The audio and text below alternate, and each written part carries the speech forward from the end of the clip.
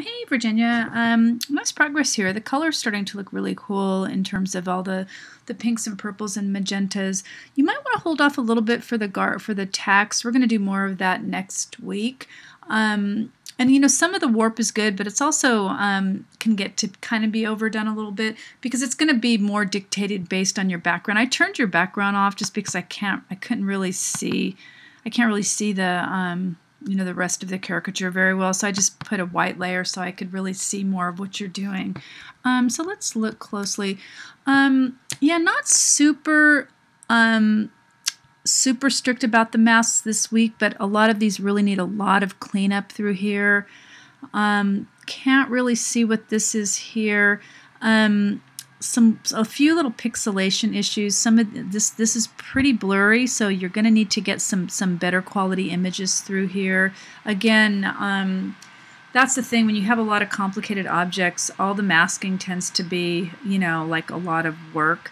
But that's why it's so important to start off with high quality images, so you don't, you know, you don't have to redo stuff, and because you do. The idea really, because it's a lot of work, right, is to create a portfolio piece. Again, pretty sloppy through here.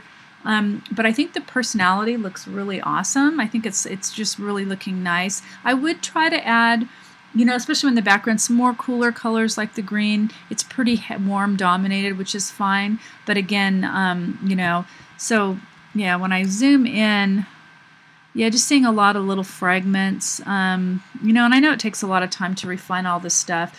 Again, you know, be sure to get all these in masks. I know it's a little bit more work, but it's a huge part of the process here.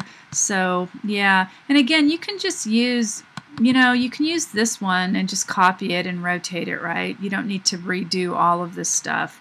So, you know, again, you know, copying it down here, right? And then, whoops, where did it go? Oh shoot. There it is. And then you can flip it, right? You can say image, or no, edit, transform, flip horizontal, and then you've got it right there. Maybe you already did that, so you don't really need to, you know, do all that masking over again. Yeah, the main thing also would be to really think of also using some perspective. If you want this to be in the back, where is that one? You know, make it smaller. It'll really help the depth. It's gonna, and you know, it's gonna make it really just look like it's more in the back. You could also, to really exaggerate it more, to make it big. They can make this one bigger. And again, you know, sometimes you have to exaggerate stuff, but again, then you really can kind of, this is a little bit overdone, but this really does look like it's more, you know, there's more depth because of the use of the tools of perspective. Same up here, right? This should be smaller. And again, you know, these are all the laws of perspective, aren't they? You know, and again, move them around, check them out, rotate them, you know, who knows? It's going to be the next part of the you know, the rest of the class is all about editing all this stuff, right? We're going to be going back and forth a lot. This could be bigger even.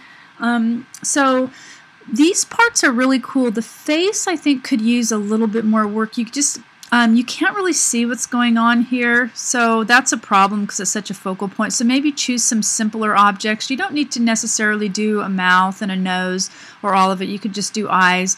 It doesn't have to look exactly like a human face. Another thing I always try to mention, now if you take, you've got a lot of layers here, right? So, you know, what you can do is select each of these layers, and then at the bottom, if you click on that little folder, it's going to put them all in one folder. So then it makes it a lot easier to, you know, to move it around and, you know, make it bigger. Let's say I want to make the whole thing bigger. It makes it just a lot easier to, whoa, not that big though. Jeez. No.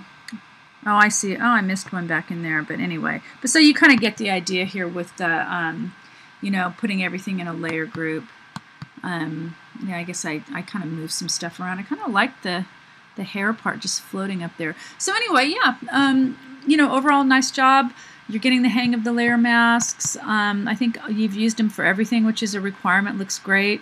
Well, not this one. That's the only one that, you know, that is a problem, but it's not huge because you've got so many other good masks.